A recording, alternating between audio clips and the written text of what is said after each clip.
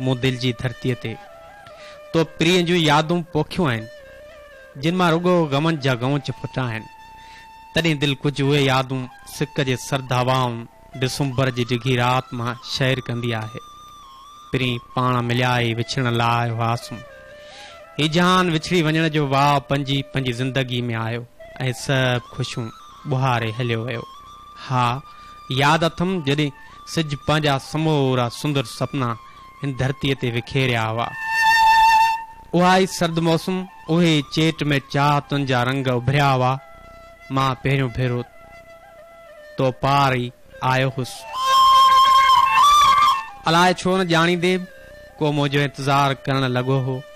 मूं तुंहिंजे ॻोठ में पेर पातो हो। ईअं महसूसु थियो हो जीअं का जन्नत जी टिकरी लॻी हुजे। वाकई अजीब कशिश हुई। आस्ते अखियूं खयूं हुम तो साम्हूं बिही निहारियो हुयो ऐं ईअं ई लॻी रहियो हो ॼण असां ॿिन्ही जो को पुराणो रिश्तो हो। वाइदा वचन इहो सभु जेकी कुझु हो बसि उन्हनि वाइदनि जो भरम रखंदे 3 सालनि जी चाहत में गुज़री विया हुम। हिकु ॾींहुं ख़बर पई हुई त तूं कंहिं अजनबीअ जी नाम थी वियो आहीं। हा यादि अथमि कंहिं मोड़ ते पाण मिलिया हुआसीं।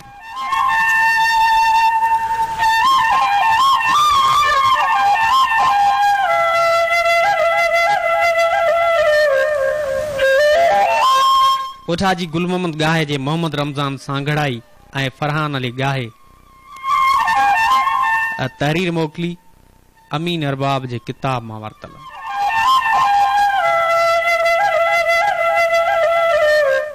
लाड़ पछाड़ जे सरद वटि आकड़े जे उभरंदे कप ते अॼु खां 800 साल अॻु सिंध जी हसीन तरीन सूरत मोहर राणी जी होली हूंदी हुई जंहिंमें